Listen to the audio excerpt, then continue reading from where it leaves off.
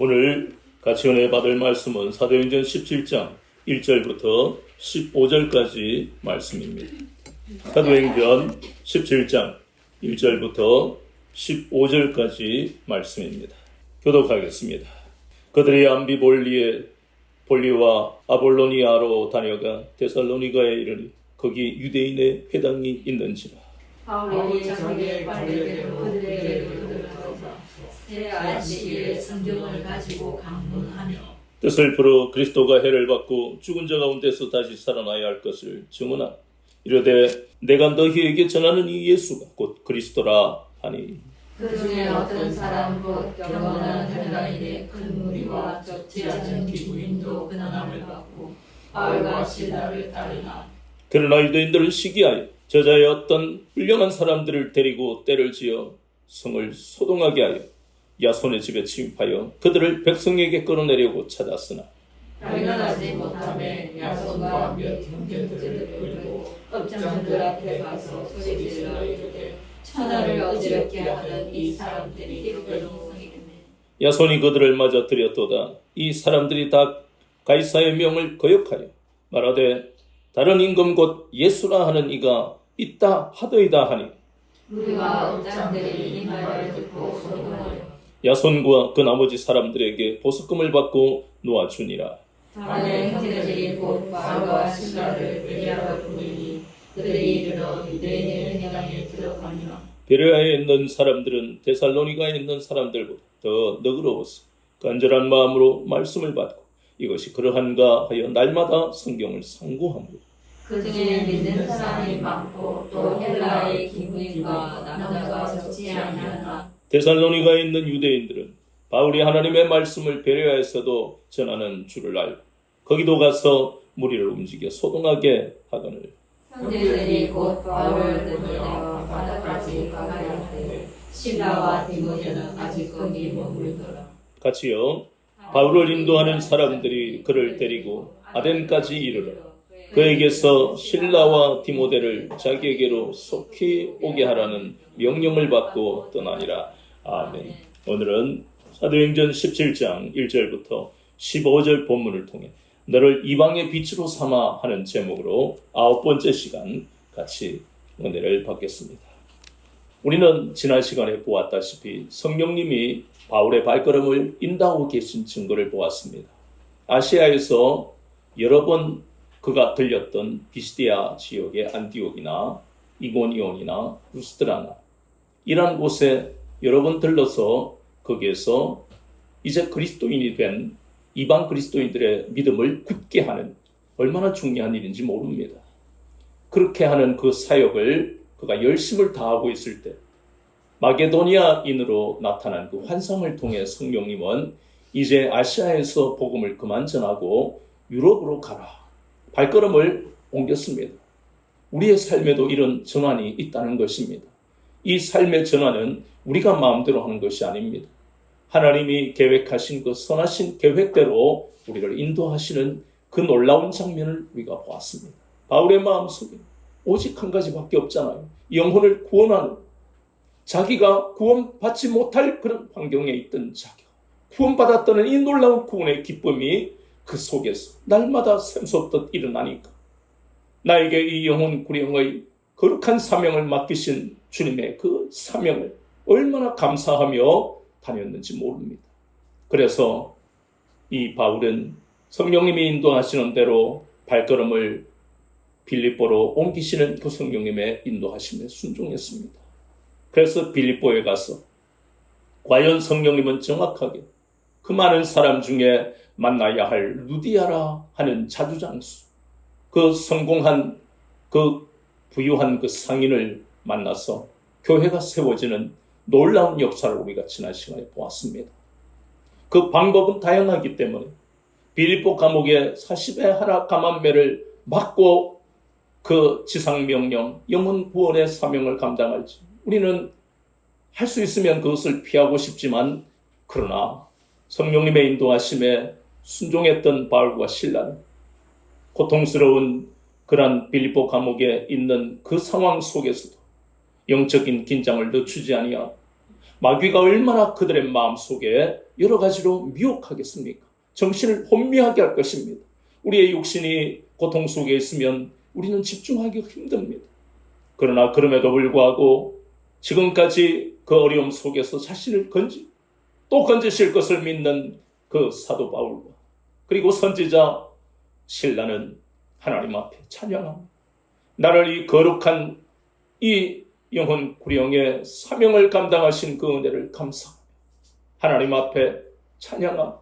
하나님이 하실 놀라운 일들을 기대하고 기도했더니 그 아름답고 능력 있는 찬양이 그 지하 감옥에 퍼질 때에 수많은 사람들에게 영혼을 울리는 그 능력의 찬양과 기도를 하나님이 받으시고 성령님이 인도하신 대로 그 빌립보 감옥을 지키는 간수의 그 간수장의 가정을 구원하실지 어찌 알았겠습니까?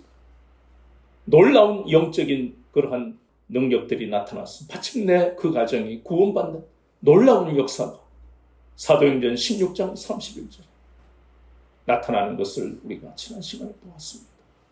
우리의 발걸음도 그렇습니다. 우리가 그냥 걷는 것 같지만 이제 하나님의 자녀가 된 우리의 발걸음은 우리 의지로 걸어가는 것 같지만 전적인 하나님의 계획하심 속에 걸어가고 있다는 것을 깨달아야 합니다. 그리고 그 발걸음은 재앙의 발걸음을 향해서, 재앙을 향해서, 비극을 향해서 걸어가는 발걸음이 아니라 생명의 길을 걸어가는 발걸음인 것을 늘 확신하시고 하나님이 항상 나를 가장 좋은 곳으로, 가장 좋은 것으로 공급하시는 것을 늘 고백하면서 이 길을 걸어가야 된다는 것을 바울과 실라를 보면서 깨닫게 되는 것입니다. 바울과 실라는 이제 빌립보 다음에 어디로 가는지 성령님께 물어보고 옮겨진 곳이 바로 오늘 우리가 본문에 보는 데살로니가라 하는 곳입니다. 데살로니가에서 복음을 전하는데 여전히 우리가 알다시피 바울의 전략은 회당에 들어가는 것입니다. 그런데 여기에서 우리가 한번 생각을 해보면요. 회당에 들어가서 복음을 전하지만 어려움이 없었습니까? 회당에 들어가서 복음을 전할 때마다 핍박이 있었어요. 비시대아 지역의 안디옥이 그랬지요. 이고니온이 그렇지요. 루스드라가 그렇지요. 그것은 바로 회당에는 대부분이 유대인들이 있으니까. 그래서 복음을 전하는데 그들이 받아들일 리가 없잖아요. 이 복음이라는 것은 바로 예수님이 나와 당신들의 하나님이 되시고 메시아가 되신다. 그걸 전하는데 그들이 어떻게 받아들이겠습니까? 그러니 당연히 핍박이지요. 그렇다면 한 템포 쉬고 그냥 회당은 지나가고 바로 이방인에게 바로 가도 되지 않느냐. 왜냐하면 이방인의 사도로 부름을 받았는데 좀 핍박 좀 안 받고 더 많은 영혼을 구원할 수 있지 않느냐. 그럴듯해 보이지만 그것은 단지 우리 생각일 뿐입니다. 바울과 실라가 그걸 알았지만 그는 핍박을 피하지 않았습니다. 여전히 회당에서 복음을 전하면 핍박이 있을 것을 알았습니다. 왜 그랬을까? 우리는 정확하게 알아야 합니다. 왜냐하면 어슴풀에 알아서는 마귀의 공격을 이길 수가 없어요. 우리도 가족들을 만나면 그리고 명절 때 친척을 만나면 그 사람들은 우리가 다 예수님을 믿는 걸 알아요. 아는데 어설프게 이야기해서는 그들의 마음을 울리지를 못합니다. 그들의 심령에 지진이 일어나야 될 것 아닙니까? 그렇다면 정확하게 말씀의 깊이를 우리가 깨달아야 됩니다. 왜 바울이 핍박을 받아가면서 회당에 들어가려고 했을까? 물론 성령님이 인도하셨지만 그 이유가 무엇인가? 그것은 로마서 9장 1절에서 3절을 우리가 지난 시간에 로마서를 같이 나눌 때 보았던 것이 이 바울은 자신을 핍박하는 동족 이스라엘을 유대인들을 얼마나 사랑하는지 모릅니다. 육신의 사랑이 아닙니다. 그들의 영혼을 너무너무 사랑합니다. 늘 기도했을 것 아닙니까? 주님, 저 유대인들, 저 강팍하고 완고한 저들의 조상처럼 똑같이 완고한 완악한 저 유대인들 저처럼 변화되기를 원합니다. 핍박을 받아도 저들에게 내가 복음을 전하지 않을 수 없습니다.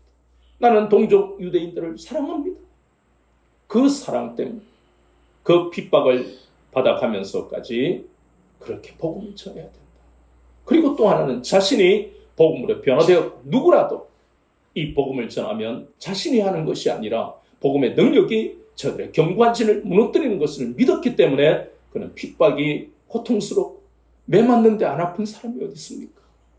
39대를 맞는데 안 아픈 사람이 어디 있어요? 그럼에도 불구하고 그것보다 더 가치가 있고 더 다른 차원의 놀라운 영광을 맛볼 수 있다는 것을 알았기 때문에 이 바울은 핍박을 피하지 않았습니다. 그는 여전히 회당에 가서 성령님이 늘 인도하시는데 성령님이 회당에 데리고 가시는 이전의 그 이유처럼 오늘도 데살로니가에 있는 회당에 들어갔어. 성령님이 풀어주시는 대로 구약의 말씀을 풀었습니다. 자신의 지식으로 푼 것이 아니었어요. 그러면서 우리가 잘 아는 대로 이사야서 52장 13절부터 53장 12절까지 그것이 유명한 고난받는 종에 관한 말씀입니다. 수없이 많은 서기관과 랍비들, 바리새인들이 그 사람들의 특징은요, 구약에 정통합니다. 너무너무 성경을 잘 알아요. 오늘날도 그렇잖아요. 수없이 많은 박사들, 그 사람들이 성경을 연구합니다. 불신자들이요, 얼마나 성경 지식이 많은지 모릅니다. 우리보다 더 똑똑해요. 어쩌면 목사보다 더 똑똑해요. 그런데 왜 그 당시나 오늘날이나 많은 사람들이 왜 그 말씀에서 고난받는 종이 예수님인 것을 몰랐고 또 오늘날 그것을 아는 사람들은 그것을 왜 믿지 않느냐 하는 겁니다. 이것이 바로 사무엘상 3장 1절에 보면 사무엘 시대에 사무엘이 어릴 때 엘리 제사장 마지막 사사인 그 엘리 제사장 사사가 그들이 영적으로 둔감하고 하나님 앞에 바로 서지 않으니까 그때 사무엘상 3장 1절에서 하나님 뭐라고 말씀하셨습니까? 말씀이 희귀하고 이상이 보이지 않다. 한마디로 그리스도인이 만약에 개인적으로 자신의 심령이 이런 상태면 그건 망한 겁니다. 세상의 밥이 되고 마귀의 밥이 되는 겁니다.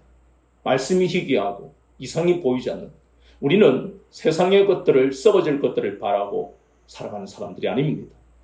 영의 양식을 날마다 먹지 않으면 우리는 눈이 감기고 잠겨버리고 보이지 않고 생명의 길이 보이지 않고 생명의 길로 인도하시는 주님의 음성이 들리지 않습니다. 그게 바로 지옥입니다. 쉽게 말해서. 이렇게 엘리 시대가 바로 지옥 같은 삶을 이스라엘이 살았다는 이야기입니다. 하나님의 말씀을 풀어주는 지도자가 없었기 때문입니다. 그것이 바로 지옥입니다. 이사야서 52장 13절부터 53장 12절까지 이 말씀도 얼마나 중요합니까? 고난받는 종으로 오셨습니다. 그런데 고난만 받다가 끝나는 게 아니잖아요. 고난받는 종인데 우리가 잘 아는 대로 요한복음 6장 39절에 보면 모든 성경은 예수님을 위해서 기록된 것이다. 모두가 예수님을 가리키는 것이다. 그래서 십자가에서 고난을 받으셨지만 고린도전서 15장 20절에서 그리스도께서 죽은 자 가운데서 다시 살아 잠자는 자들의 첫 열매가 되셨다. 부활에 대한 놀라운 역사들이 있잖아요. 어떻게 사람이 죽었다가 다시 살아납니까? 물론 죽었다가 다시 살아날 수 있지요. 그러나 성경에서 말하는 부활과 죽었다가 다시 살아나는 것은 완전히 차원이 다른 문제예요. 죽었다가 다시 살아난 사람은 또 죽습니다. 부활의 의미는 죽었다가 다시 살아난 사람은 그리스도 안에서의 부활은 영원히 산다는 것을 의미합니다. 아멘. 이것이 완전 차원이 다른 거예요. 우리가 완전히 이것을 그래서 부활의 소망을 가지고 이 땅에서 우리가 어떤 문제에도 이 소망으로 이기고 가는 것입니다. 이 말씀을 랍비나 서기관 바리새인들은 깨닫지를 못했어요. 그런데 바울은 지금 그것을 풉니다. 이사야서 말씀에 고난받는 종이 바로 메시아다. 그분이 이 땅에 오셔서 구약의 모든 말씀을 복음으로 성취하신 분이다. 그분이 우리의 주 하나님이 되시고 그리스도 메시아가 되시는 것이다. 그런데요, 바울이 말을 잘하고 똑똑해서 변화가 일어나는 게 아닙니다. 그리고 난 다음에 본문의 말씀에 보니까 어떤 놀라운 역사가 일어났습니까? 4절에 보니까 많은, 거기에 큰 무리라고 했습니다. 많다는 이야기입니다. 그것도 누가요? 유대인들, 디아스포라한 유대인들. 큰 무리가 예수님을 영접했습니다. 그리고 데살로니가에 있는 사람들도 예수님을 영접했습니다. 이 사도행전 17장 4절은요, 엄청난 사건입니다. 데살로니가에 주님의 몸된 교회가 탄생하는 사건입니다. 얼마나 놀랍습니까? 이 데살로니가에 살고 있는 대부분의 사람들은 헬라 철학으로 그들의 가치관과 사고방식을 가지고 살아갔던 사람들입니다. 그들의 가치관을 어떻게 무너뜨립니까? 우리 알잖아요. 다른 사람의 가치관, 사고방식을 변화시키는 것은 불가능합니다. 우리 부모들도 보세요. 아이고, 야야, 내가 이 사람하고 지금 50년을 사는데, 아이고, 막 포기해라. 너 아버지 안 변한다. 이런 이야기를 우리는 늘 들으면서 자라잖아요. 너 아버지 안 변한다 하는 그 어머니도 안 변하잖아요. 그리고 그 교육을 받았던 우리 남편, 그리고 아내들도 안 변하잖아요. 왜냐하면 가치관과 사고방식, 마귀적 가치관은 마귀가 붙들고 있기 때문에 안 변하는 겁니다. 그것과 싸우면 안 됩니다. 우리가 그래서 믿지 않는 가족들을 만날 때 마귀가 붙들고 있다는 것을 구체적으로 아는 게 바로 그들의 가치관이 견고한 것을 말하는 것을, 행동하는 것을 보고 싸우면 안 됩니다. 마귀를 붙들고 있는, 마귀를 어떻게 이겨요, 우리가? 그래서 우리가 마귀를 이기려면 주님이 역사하셔야 돼요. 우리는 유연한 자세를 가지고 대해야 됩니다. 그리고 온유한 말, 부드러운 말을 해야 됩니다. 막 교회 안 나가면 지옥 간다니까! 이제 성질 내가지고 변할 것 같으면 성질 대단한 사람들만 이 영혼 구원의 사명을 감당하게 해요. 아니잖아요. 우리 기질과 성격과 관계없어. 주님이 역사하셔야 되는 거예요. 그래서 바울처럼 마음에는 뜨거운 눈물이, 내 가족을 내가 사랑하고 바울이 동족을 사랑했던 그 마음을 가지고, 그리고 겉에는 온유하고 겸손하고 기도하면서 주님 역사해 주세요. 이 영혼이 불쌍합니다. 내 말에 능력을 주세요. 그것이 바로 바울이 항상 신라로 다니면서, 누가도 그랬겠지만 그럴 때의 놀라운 역사, 구원의 역사가 빌보 감옥에서도 있었고 데살로니가에서도 일어난 것입니다. 이 놀라운 역사를 통해서 주께로 돌아오는, 다 이것이 바로 영생을 받기로 작정이 된 자들입니다. 복음에 합당한 자들이에요. 구원받기로 예정된 자들입니다. 유대인들은 이것이 자기들은 못마땅했고 받아들이기 어려운 거예요. 오직 구원은 유대인에게만 있는, 얼마나 이게 오만한 생각입니까? 오늘날도 마찬가지예요. 교회 밖에는 구원이 없는 것처럼 생각하며 교회를 다니는 사람들은 오만한 거예요. 그런 생각을 한 사람들은 영적으로 무지한 사람들입니다. 이 말씀을 깨닫는다면 자기가 구원받은 것을 너무나 두렵고 떨리는 마음으로 감사해야 되고, 여전히 구원의 문은 아직 닫히지 않았기 때문에 교회 밖에 여전히 구원받을 사람들이 있다는 것을 겸손하게 받아들여야만 신앙이 자라고 하나님의 은혜를 지속적으로 받게 되는 것입니다. 바울은 그것을 깨달았기 때문에 늘 성령님 앞에 복종하고 순종하며 이끄시는 대로 성령께 순종했다는 것입니다. 이 놀라운 구원의 역사를 보고 제일 기뻤던 게 바울 아니겠습니까? 40에 하나 감한 매를 맞아 아직도 그 매를 맞은 자리에 독이 아직 남아있을 거고 상처가 있을 때, 그럼에도 불구하고 그 바울의 심령, 그 영혼은 얼마나 기뻐서 하나님 앞에 영광을 돌리고 찬양을 했겠습니까? 그래, 데살로니가로 온 것도 이렇게 구원의 역사를 보게 하시려고 성령님이 나를 이렇게 인도하셨구나. 그러면서 또 감사로 자신의 현실, 이게 이러한 놀라운 역사를 데살로니가에서 나타냈는데, 그러나 여전히 자기를 잡으러 쫓아온 유대인들의 무리가 데살로니가 사람들을 선동해서 또 잡으려고 하니까 어디로 언제 갔습니까? 베레아로 옮기게 되었습니다. 이것이 억지로 그들을 피해서 겁이 나서 도망간 게 아닙니다. 성령님은 그때까지, 핍박하는 사람들이 몰려올 때까지 충분히 거기에서 생명의 역사를 나타내시고, 그 다음에는 베레아에 예정된 사람들을 만나게 하시려고 발걸음을 베레아로 인도하셨는데, 여기에는 사람들이 얼마나 고상한지 몰라요. 데살로니가 사람들보다도 훨씬 더 고상하고, 그리고 말씀을 상고하는 아주 특별한 사람들입니다. 여기에서 또 복음을 전했을 때 우리가 거기에서 보니까 12절에 그 중에 믿는 사람이 많고 또 헬라의 귀부인과 남자가 적지 아니하나. 가는 곳마다 보세요. 견고한 진이 무너지는 것은 바울이 대단한 능력을 받았다, 그 문제로 인해서 구원받는 게 아닙니다. 주님이 역사하시는 거예요. 이 구원의 역사는 오직 주 예수 그리스도께서 하시는 것이에요. 경관진을 무너뜨리는 것은 하나님의 능력이 아니면 사람이 할 수 없는. 우리가 많은 사람들, 임종 전에 예수님을 영접하는 이 놀라운 기이한 기적 같은 역사들이 왜 나타납니까? 아이고, 네가 지금까지 내 섬긴다고 고생했으니까 네 뭐 영접기도 하라면 할게. 이런 마음을 그가 결심한다고 되는 게 아닙니다. 아까 그랬잖아요. 일평생 가진 잘못된 가치관은 마귀적 가치관은 마귀가 주는 가치관이에요. 그 마귀가 붙들고 있는데 어떻게 자기가 자진해서 영접기도 하겠습니까? 이 진리로 예수님께로 인도하는 분은 성령님이세요. 성령님이 그의 마음을 완전히 뒤집어 버리지 않고서는 그런 역사가 임종전에 일어날 수가 없습니다. 모든 사람이 다 임종전에 예수님을 영접하는 게 아닙니다. 그리고 임종전이 아니더라도 어떤 사건으로 인해서 자신의 인생을 돌아보고 그렇구나, 나는 지금까지 살면서 인생이 어디에서 왔다 어디로 가는지를 몰랐는데 이 일을 통해서 하나님이 계신 것을 깨달았다, 이렇게 받아들이는 사람들 많은 사람이 있는데 왜 이런 사람들이 특별하게 이렇게 따로 있느냐 하는 것은 참 불가사의한 일이에요. 영혼의 구원은 우리의 노력으로 되는 것이 아닙니다. 그러나 우리가 해야 할 일은 다 해야 되지만 구원받고 못 받고 하는 것은 우리의 영역에 있는 것이 아닙니다. 에베소서 1장 3절에서 5절까지의 말씀을 보면 거기에는 예정에 대한 말씀이 나옵니다. 그 사람이 80세에 70세에 혹은 어떤 사고로 그 사람이 예수님을 영접하게 된 것은 만세전에 예정되어 있는 것이라고 성경은 말씀합니다. 그래서 불가사의합니다. 인간이 어떻게 알겠습니까?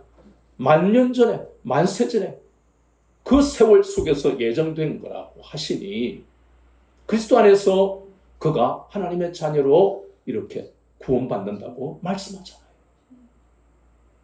그래서 우리는 부지런히 믿지 않는 가족과 이웃을 위해 기도해야 하는 이유가 여기 있습니다.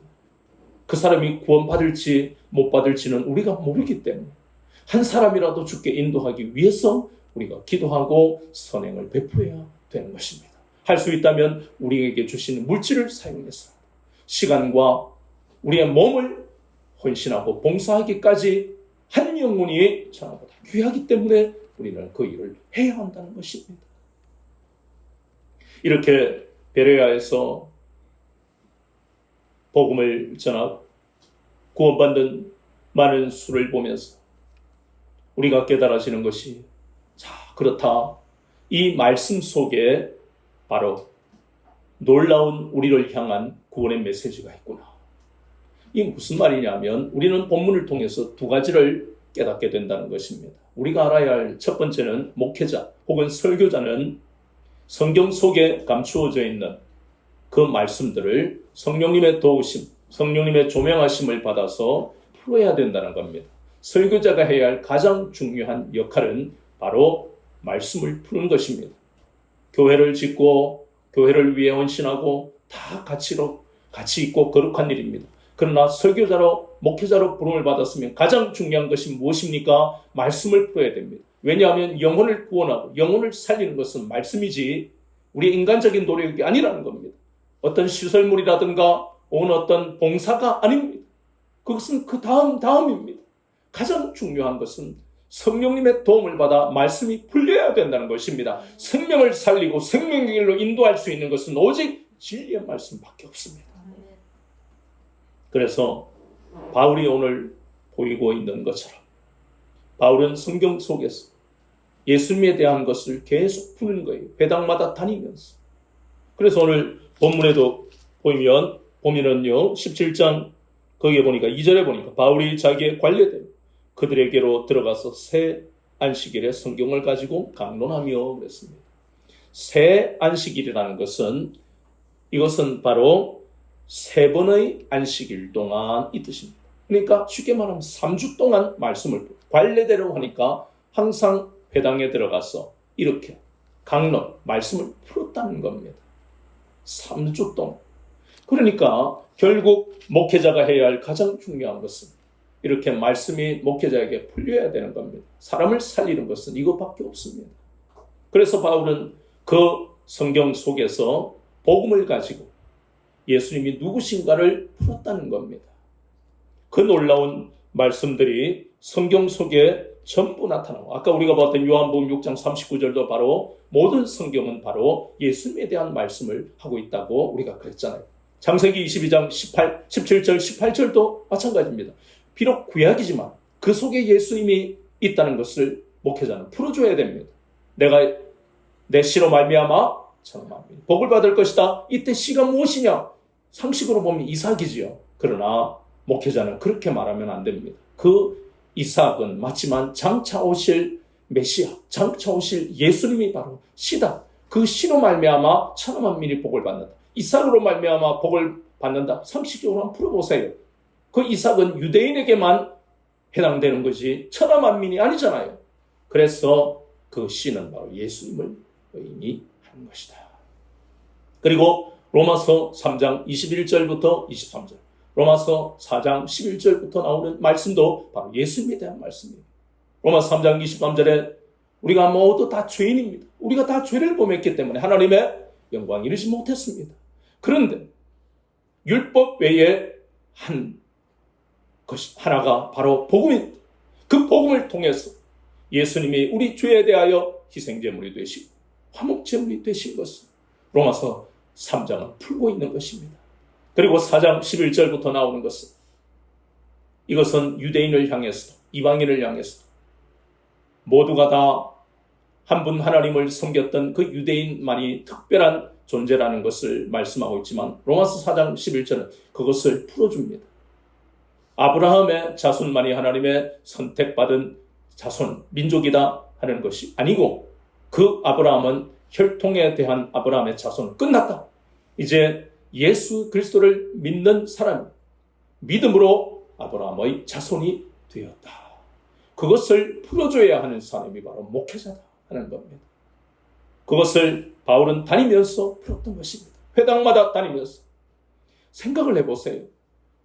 이 데살로니가 교회가 생기기 전에 데살로니가에 가서 회당에서 말씀을 푸는데 너희들이 아는 그러한 모든 택함받은 그 민족에 대한 혈통은 끝났다라고 했을 때 당연히 대다수의 유대인들은 반발할 수밖에 없는 거예요. 그들의 자존심, 그들의 자존감, 우월감, 선민의식 이 모든 것을 한순간에 무너뜨려 버리니까 얼마나 열이 받치겠어요. 흥분할 수밖에. 바울 저놈이 자기도 유대인이면서 이렇게 흥분하는 게 당연한 것 아닙니까? 그런데 데살로니가 교회가 생기는 그 놀라운 역사에 큰 무리가 하는 그 사람들이 바로 유대인들이었습니다. 수많은 사람들이 흥분하고 있는데 또 한편에는 수많은 유대인들이 예수님을 영접하는 놀라운 역사가 일어나는 것입니다. 이건 전적으로 골로새서 10장 4절 5절 말씀처럼 하나님의 능력이 그 회당에 임했기 때문에 그들의 견고한 가치관과 사고방식이 무너졌던 것입니다. 마귀의 진이 무너진 것입니다.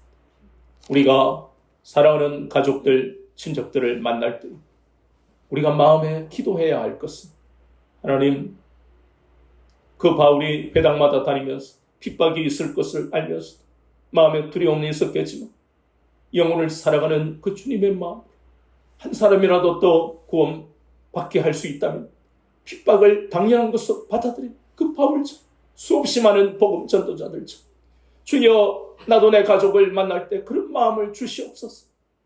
영혼을 사랑하는 그 마음을 가지고 나갈 때 하나님의 능력을 나에게 나타내실 것을 믿습니다. 나를 통해 저 가족들의 견고한 진이 무너질 것을 믿습니다. 우리가 가져야 할 마음은 그것입니다.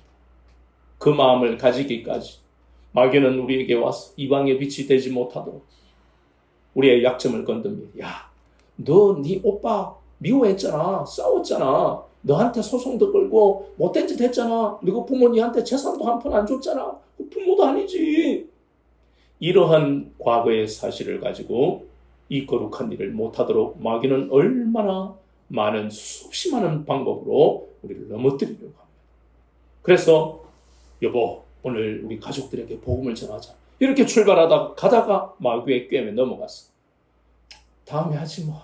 마음이 오늘은 안 되네. 컨디션이 안 돼. 다음에 컨디션 좋을 때. 이런 실패를 우리는 수없이 겪는 거예요.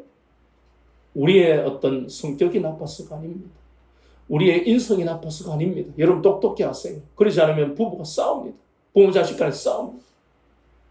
우리 인성이나 인격과 관계없이 마귀가 얼마나 능력이 강한지를 우리가 알아야 합니다. 그렇게 결심을 하고 기도하고 출발했는데도 그 일을 못하고 그냥 밥만 먹고 오는 경우가 얼마나 많습니까? 그것만 해도 대단한 거예요. 스스로 합리화하고. 마귀의 견고한지는 우리가 넘어뜨릴 수가 없습니다.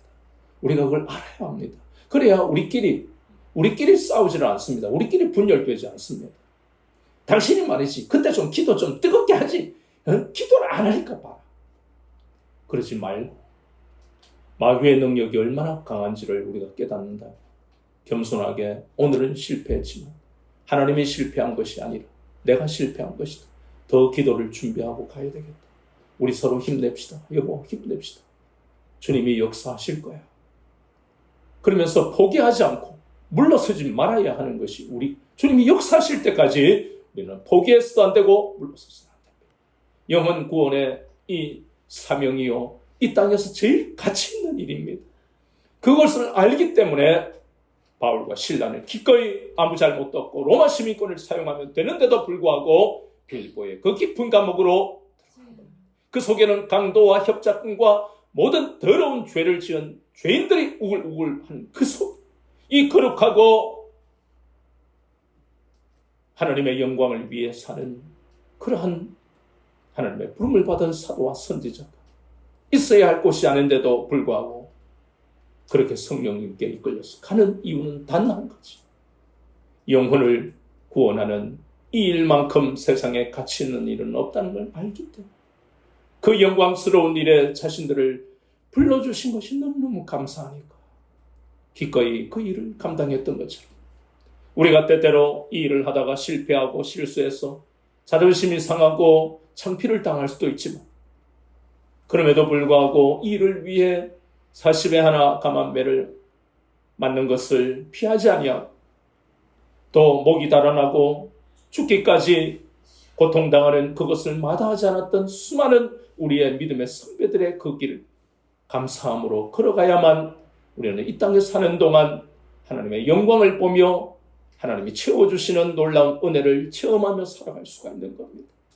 우리의 마음속에 이러한 우선순위가 변하지 말아야 합니다. 어떤 사람은 목사로, 어떤 사람은 또 다른 직업으로 사업가로 하나님이 세우시지만 그러나 그 모든 공통점은 오직 우선순위가 첫 번째, 어떤 직업과 어떤 자리, 어떤 직분에 있든 간에 우리의 인생의 우선순위, 하나님의 영광을 위해서, 영혼 구령을 위해서 위의 것을 우리가 우선순위로 삼고 살아가야 한다는 점이 모든 그리스도인에게 요구하시는 하나님의 뜻이라는 겁니다.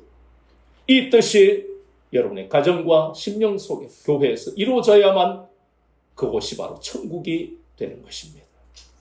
오늘 이 놀라운 이방의 빛으로 사는 이 사람들, 바울과 실라를 보면서 성도도 마찬가지로 이것을 보면서 아 그렇구나, 우리도 목회자처럼 그렇게 늘 성경을 풀 수는 없지만 우리가 해야 할 일은 베레아 사람들처럼 그리고 데살로니가의 교회가 탄생한 그것에 감격한 데살로니가의 그 그리스도인들처럼 날마다 하나님의 말씀을 상고하고 간절한 마음으로 기도하는 것이 바로 성도가 해야 할 일인 것을 또 우리가 이곳에서 교훈을 받고 그래서 이 땅에 그리스도인으로 하나님이 불러주신 것을 날마다 기억하며 말씀을 붙들고 성령님이 풀어주시는 그 말씀을 붙들고 이 땅에서 우리에게 다가오는 어려움을 이겨내고 마귀의 공격을 이겨내고 하나님의 영광을 드러내는 그런 인생을 사시기를 주 예수 그리스도의 이름으로 축원합니다.